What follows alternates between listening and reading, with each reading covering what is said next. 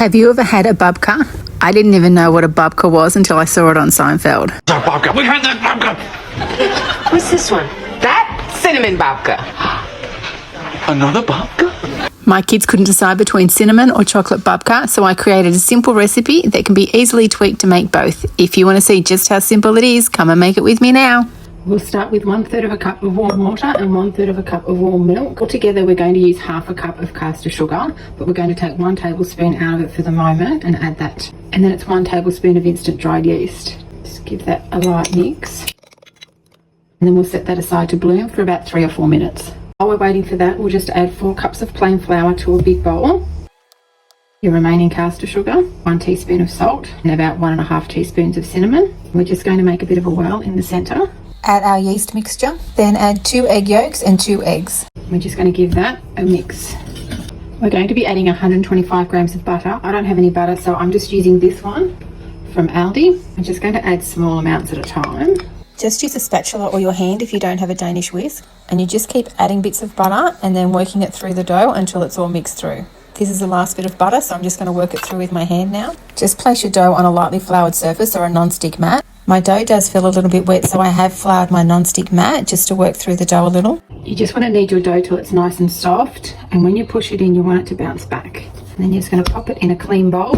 Pop a cover over it, and you can either leave this in the fridge to proof. It'll take about 6 hours, or you can do it on your bench for about 1.5 hours. Now we're just going to do our fillings. I've got 50 grams of softened butter, and then I've got 1/4 cup of brown sugar. I'm just going to give that a quick whisk. Add 2 tablespoons of cocoa powder, 1 teaspoon of cinnamon, 100 grams of melted chocolate. Mix it again. So that's the chocolate filling done, and it's just to a paste-like consistency. We'll set that aside. Now for the cinnamon, we're going to do 1/2 cup of brown sugar, 1.5 tablespoons of plain flour, 1.5 teaspoons of cinnamon, pinch of salt, 1 tablespoon of butter, and 1 of your egg whites. Give it a quick whiz, and that's our cinnamon filling all ready as well. This has been on my bench for 1.5 hours. Now we just want to do like normal and deflate it. Give it a light knead. Now you just want to pop this onto a lightly floured surface or a non-stick mat like what I've got. Divide the dough in half. Just set that one aside. And then we're just going to roll this out to a rectangle that's roughly 30 by 40 centimetres. I'm doing chocolate first, so you just want to spread your chocolate over the top of the dough. Using the wide edge, we're going to roll this all the way across and then place it onto a lined tray. This isn't for baking, this is to go in the fridge. And if it's too long to fit, you can just bend it over. It's not going to affect it at all. And then place it in the fridge for 5 to 10 minutes until it's firmed up. And then we just repeat the same steps for the cinnamon babka. Roll the dough out into a rectangle, spread your cinnamon over the top, roll it across, put it on your lined tin and place in the fridge. Now everyone does this a bit differently, but this is how I do it. This has been chilled in the fridge for about 10 minutes. I leave this bit together and then I just cut down the centre here. Probably could have been in the fridge a little bit longer. I just get all 4 pieces and I kind of plait them together. It doesn't really matter how you do it, it's just a matter of getting this knot together. I lightly spray my loaf tin with some olive oil and then I pop it in there.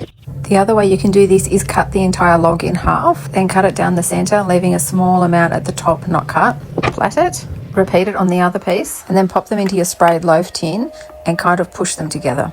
Now you just want to cover these and leave them somewhere warm. It doesn't matter how you cover it, for about 30 minutes. So I've had these resting for 30 minutes. And now I'm going to pop them in the oven. It's fan forced at 160 for about 35 minutes. Now we're just going to do our sugar syrup to go over the chocolate one. So it's just about 2 tablespoons of water. I've got 1/4 cup of caster sugar and then about 1/2 teaspoon of vanilla. I just got that on medium heat and we're going to stir that until the sugar's dissolved.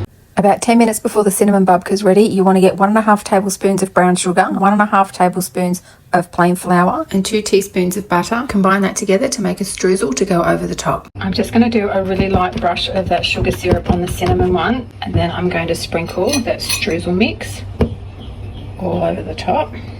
And I'll just pop that back in the oven for 5 to 10 minutes until the top's gone golden brown. The chocolate one's all finished, so I'm just going to pour that sugar syrup over the top.